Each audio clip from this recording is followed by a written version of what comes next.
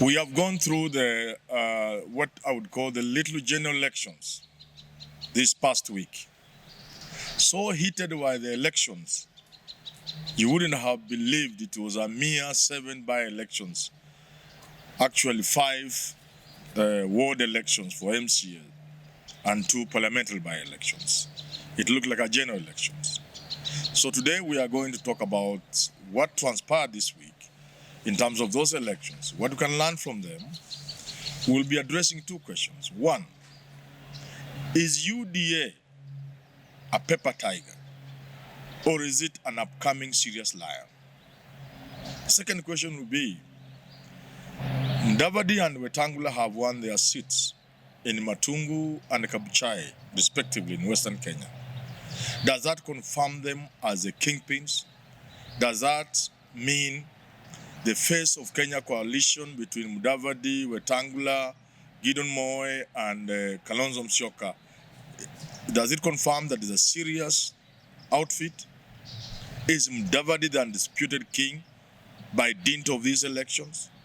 But before we ask these questions, and before we give answers, before we interrogate the elections, I have a little advice for Uhuru Kenyatta and Raila Odinga. Actually, it's a warning, and for those who talk to them, tell them Manyora is warning you that William Ruto may swing a surprise to you. Actually, he may swing a surprise to you. In other words, is Ruto going to oppose BBI? Conventional wisdom is he's not going to oppose BBI, that he has reckoned he's going to lose.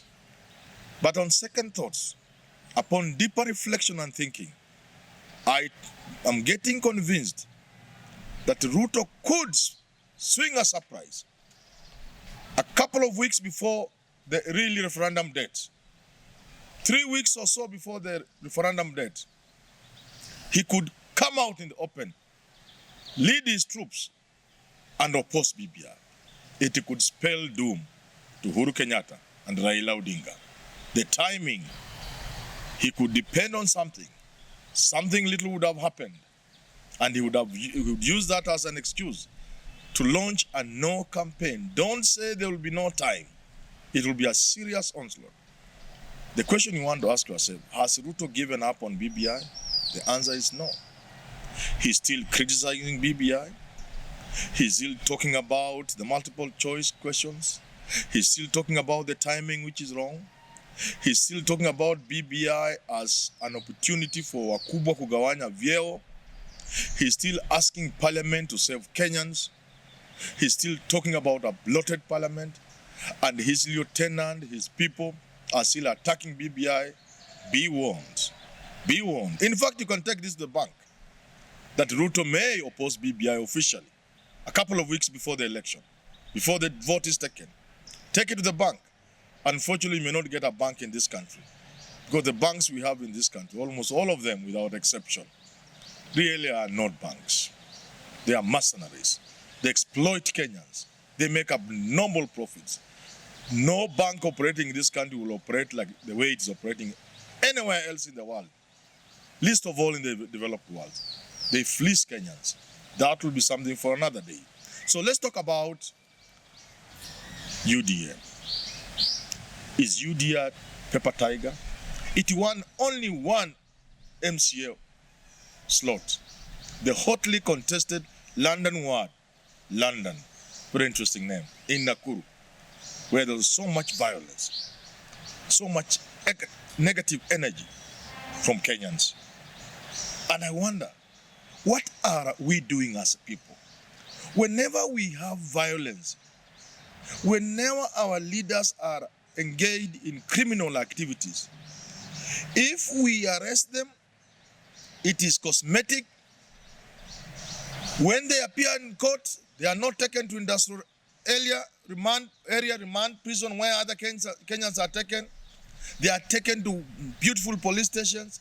Mattresses are taken there. You leaders are sending a wrong signal.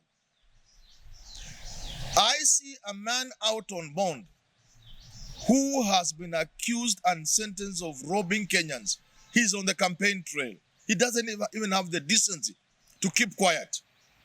We have leaders slapping election officials, and we keep quiet.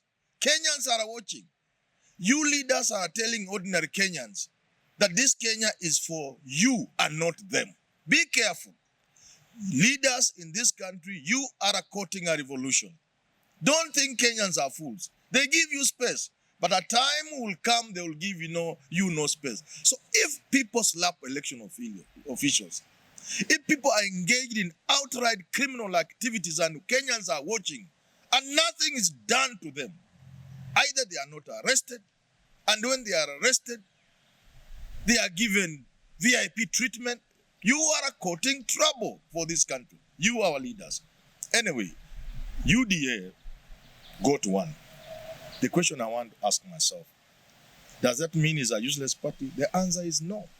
The leader of this party cannot come out openly for obvious reasons. And a party without a leader, yet it is harassing big established parties.